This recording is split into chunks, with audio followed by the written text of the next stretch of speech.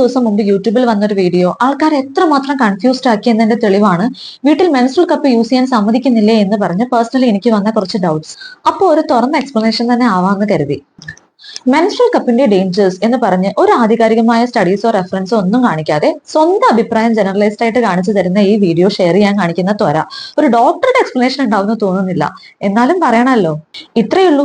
Basic ആയിട്ട് human physiology anatomy ഒക്കെ അറിഞ്ഞാലേ cup എങ്ങനെ വർക്ക് ചെയ്യുന്നു എന്നൊക്കെ പറയാൻ പറ്റൂ. ഈ കപ്പ് നമ്മൾ ആന്തരിക അവയവങ്ങളിലൊന്നും അല്ല വെക്കുന്നത്, യോനിയിൽ മാത്രമാണ്. ഈ ആർത്തവ രക്തം യൂട്രസിന്റെ സർവിക്സിലൂടെ യോനിയിലേക്കാണ് ഒഴുകുന്നത്. ഈ സർവിക്സിന്റെ മെക്കാനിസം തന്നെ അങ്ങനെയാണ്.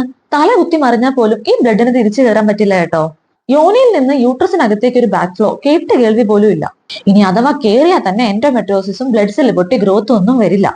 ഇനി എൻഡോമെട്രിയോസിസിൽ പറയുന്ന ബാക്ക് ഫ്ലോ യൂട്രസിൽ നിന്ന് ട്യൂബിലേക്കും ഓവറിയിലേക്കും ഉള്ള എൻഡോമെട്രിയൽ ഷെഡിംഗ് ആണ്. അതുപോലും ഒരു അനുമാനം മാത്രമാണ്, നോട്ട് പ്രൂവൺ യെറ്റ്. പിന്നെ നമ്മൾ കിടക്ക് നടക്കുകയൊക്കെ ചെയ്യുമ്പോൾ കപ്പ് അകത്ത് കിടന്ന് കറങ്ങും എന്നൊക്കെ പറയുന്നത് ബേസിക് വെജൈനൽ അനാട്ടമി അറിയത്തിന്റെ കുഴപ്പമാണ്.